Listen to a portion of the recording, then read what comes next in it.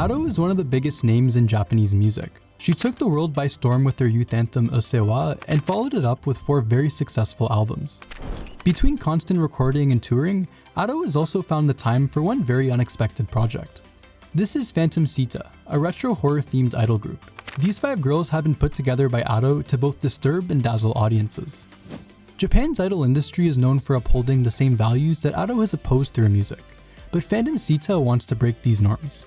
They want to become a heretical existence in the industry and be worthy enough to call themselves idols. Most idol groups only dream of performing at the legendary Budokan Arena, but how did Phantom Siita manage to perform there just 4 months after debuting? Let's dive into the full story behind Ado's idol group. In November of 2023, Ado began auditions for her idol group. The concept for the audition was retro horror, and the assigned song for applicants was Top Musica from One Piece Film Red. Although it's a very difficult song, Ado said it was the best way to see everyone's worldview. Over 4,000 girls applied, but only 5 were chosen. The group's name comes from combining the words phantom and Siita, which is a blend of the scientific names of the monarch butterfly and swallowtail moth. They aim to put a modern twist on the retro horror concept, creating a new idol image that evokes nostalgia while staying rooted in Japanese culture. Their fandom name is Haine, which not only references the swallowtail moth, but means hatred in French.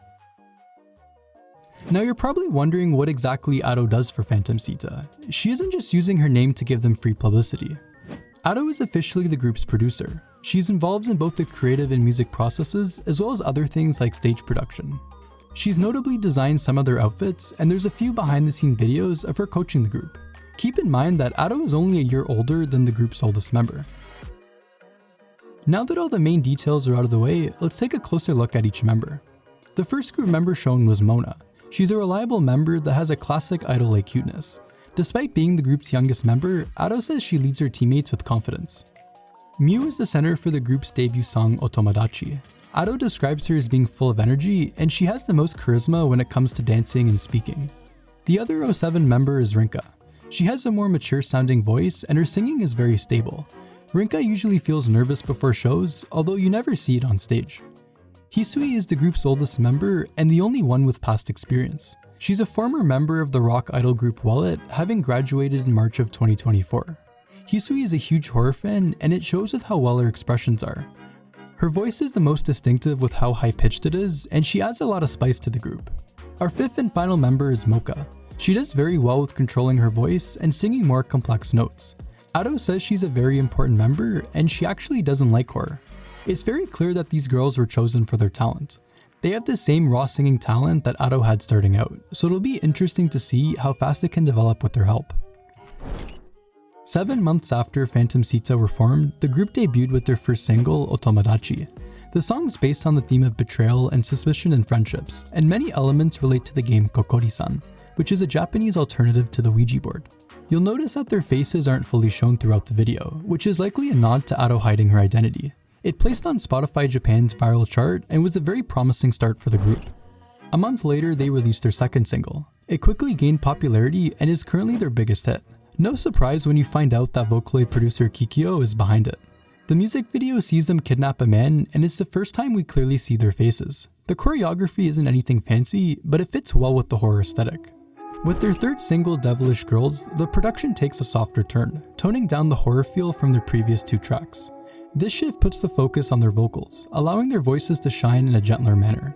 Their 4th single, Hanabami, is my personal favorite among their music videos, and I also think it's their best written song. Phantom Siita released 2 singles over the next few months, and on the anniversary of Ado first announcing her idol group plans, they released their first album. Girlhood Memories consists of 7 tracks, and it managed to sneak onto the Billboard Japan Hot Albums chart. Hanagatami is the only song that wasn't released as a single. It's a sad, melancholic ballad that deserves more attention. This is how I'd rate all their songs as standalone music. Zoku Zoku is my favorite track, and if you're not familiar with who each member is yet, you will after watching its music video. Besides music, Phantom Siita have been active with a variety of other things since their debut. In August, they made their first TV appearance and have done since a handful of other TV appearances and performances.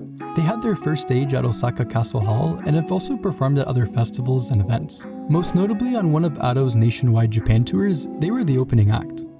November marked their first solo concert, held at one of Japan's most prestigious music venues, the 14,000-seater Nippon Budokan. Given that they only have around 25 minutes of original music, Phantom Siita relied on covers to fill most of the set list. While their original songs were the highlight of their performance, they tried to spice things up with a solo section of covers. Each member chose a cover that reflected their personality, and they had the spotlight all to themselves for a bit. Many of the songs performed, both as a group and individually, lean towards standard idol pop. This leaves questions about whether the group will fully embrace their horror identity in the future, or if they'll gradually shift to a more conventional idol style.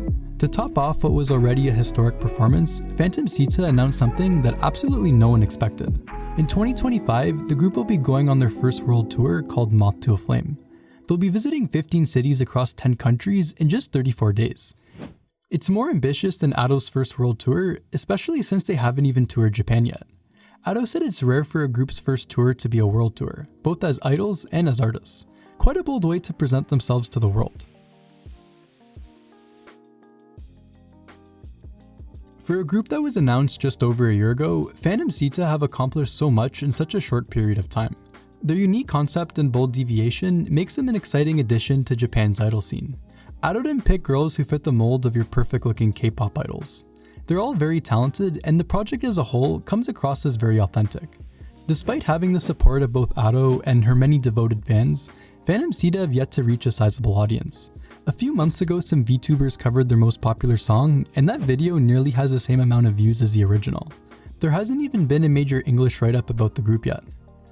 While their decision to do a world tour shows confidence, the timing seems premature. They're going to heavily rely on covers, and I'm not sure how much international audiences will enjoy them, especially when people in Japan had mixed feelings about them. This also ties into their identity, as I think some concert attendees will be confused when a horror-themed group spends time doing cute idol pop. 4 of these girls have no past idol experience, and 3 of them are still 18 and under. Unlike Ato, they don't have a faceless shield that can cope with pressure and expectations. Although Ato would know from experience whether they can make the next big step in their careers. They have the potential to break into the mainstream, but first they need to grow past the label of being Ato's idol group. Only time will tell what direction the group will go from here, so let's hope their cocoon doesn't hatch prematurely. And that's everything to know about Phantom Siita. I'd love to hear what you think about the group and who your favorite member is. Otherwise, thanks for watching.